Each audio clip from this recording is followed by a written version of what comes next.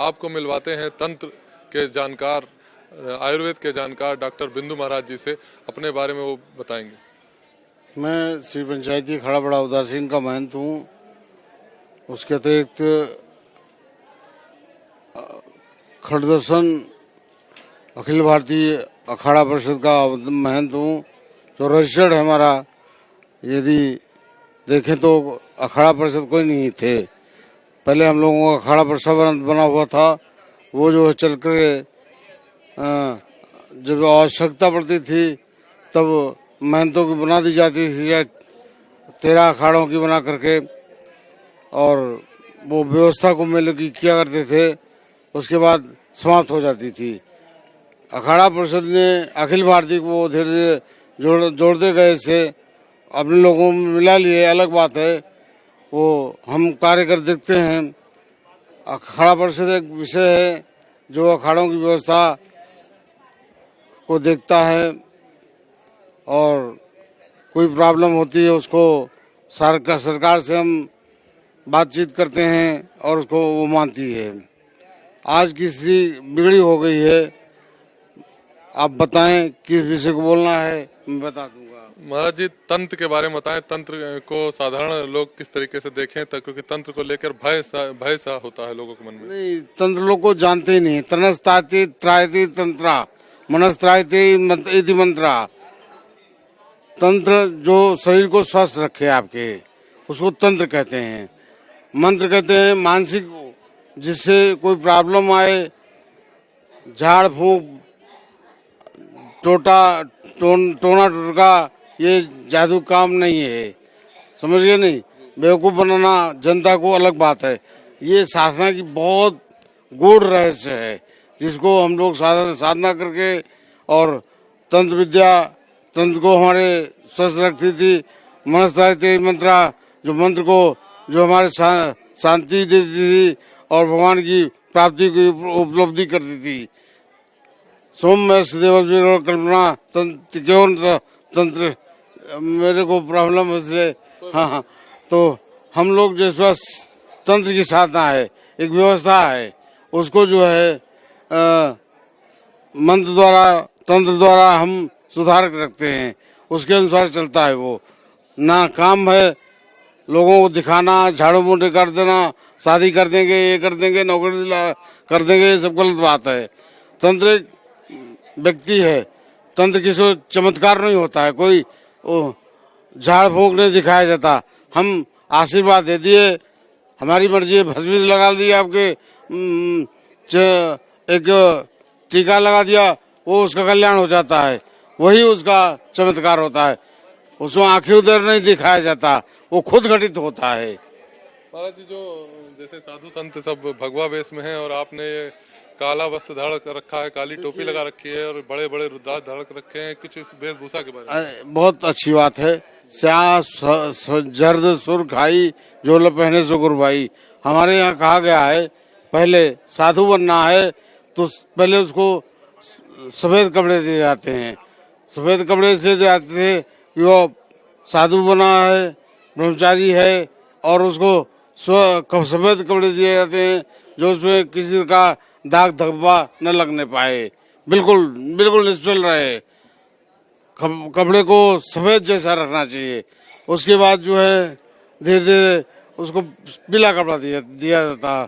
पीला कपड़ा से दिया जाता था, धरती का रंग पीला है। पीला वर्ग क्षमा, दया, करुणा का बड़ा ही महत्वपूर्ण होता है। तो पीला इसलिए जाता है खूब वो सहन कर सके। कोई कहा अरे क्या साधु है, मजबूत है, पहलवान है, लेकिन भीख मांगता है। आज भी वो जो है कमा नहीं सकता, खर्रा नहीं सकता। साधु कैसा साधु है, ऐसे नहीं, बहुत बातें की जाती साधु के बारे में। तब संत सहन सकता बढ़ाना है, तब उसे पीला वस्त्र पहना जाता था।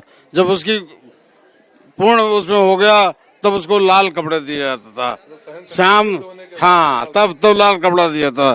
काला तबड़ सफेद लाल रक्त इसलिए होता, बहुत क्रोधी होता है। शायद सफेद जसुखाई सो पढ़ने सो गुरबाई। नहीं, लाल रंग बहुत खतरनाक है। साधना कर रहा है उसमें, उसको छोड़िए मत। प्रतीक है, जैसे वो लाल रवस धड़ का वो साधना कर रहा है और आप उसको मत छेड़िए। अगर आप छोड़ देंगे तो लड़ाई करेगा, मार देगा, कुछ भी खींच करे।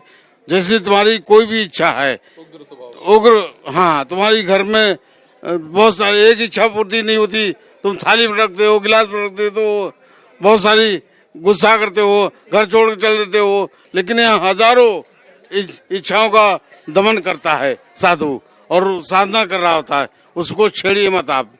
जब एकदम उसमें प्रकाश हो जाती है तब काला वस्त्र परिपूर्ण का, जैसे मेरा काल कमरिया चढ़ो दूसरा रंग नहीं चढ़ता, उसमें काला रंग है। जिस प्रकार से बच्चा पैदा होता है तब उसके सर पे काला वस्त्र होता था, समझे नहीं? काला वस्त्र, काले कपड़े ही पाए जाते थे, नहीं सर में आपके काला बाल रखे जाते थे। भवें पतले की वही होती थी और उनसे धीरे धीरे परिपक्व तो हो जाएगा, तब उसको काला वस्त्र दिया जाता है। फिर वो बिल्कुल उससे जो है किसी रंग में प्रभावित नहीं होता है। अच्छा, फिर बहुत अच्छी बात है ये कि भगवा वस्त्र पहनते हैं। असल में भगवा वस्त्र बहुत बहुत साधना की अति की है, यानी उसको पहनने के बाद यदि यही था कि जो साधु संत भगवा वस्त्र धारण करते हैं वो बिल्कुल समाज में नहीं रहते थे, स्त्रियों को हाथ नहीं लगाते थे। शास्त्र कहते हैं कि स्त्री की यदि कास्ट की औरत हो उससे भी छू जाए तो अपना ब्रह्मचर्य नष्ट होता है, इसे बिल्कुल नहीं धारण करना चाहिए। किंतु ये अलग हो, एक प्रचलन बन गया है, हर कोई भगवा धारण कर रहा है। पैदा होते ही साधु पहनने लगा, उसमें भगवा धारण कर भगवा पहनने लग गया, अलग बात है। से रुक्त खून होता है, खून का भगवा रक्त होता है। भगवा वस्त्र जैसे एक बूंद आप पानी में डालिए तो आपको नजर आए रात नहीं, वो भगवा कलर नजर आता है। वो कभी भी जो है न तो समाज में आने के आएगा, न तो किसी मतलब लेन देना, खर्चा पानी की व्यवस्था करता है। आप आयुर्वेद से MD? मैं आयुर्वेद हूँ। तो आयुर्वेद के बारे में आप कुछ बताइए। जी, अभी तो मुझे बहुत बड़ा ऑपरेशन है, बहुत प्रॉब्लम है। किसी भी रोग, किसी रोग की भी चिकित्सा करी जाती है, बिल्कुल ठीक होता है। जो औषधियाँ हैं आयुर्वेद में रसायन शास्त्र तो स्वर्ण भस्म, चांदवी भस्म, इसकी पारे की भस्म, तांबे की भस्म, तमाम भस्मों के द्वारा हम उसको चिकित्सा करते हैं और कोसते हैं कि कैसे जल्दी स्वस्थ लाभ ले और वो मृत्यु न पाए, ये प्रयास करते हैं हम। हाँ, हमारे साथ जो है आचार्य बिंदु जी महाराज थे, जिन्होंने तंत्र के बारे में और जो वस्त्र प्रणाली है उसकी जो हायरार्की है उसको पूरी तौर से बताया और कैसे संपूर्ण होने पर ही भगवा धारण करते हैं, और बताया कि भगवा धारी जो है समाज से दूर रहते हैं। कैमरामैन रमेश वर्मा के साथ अभ्युदय अवस्थी के न्यूज़ इंडिया।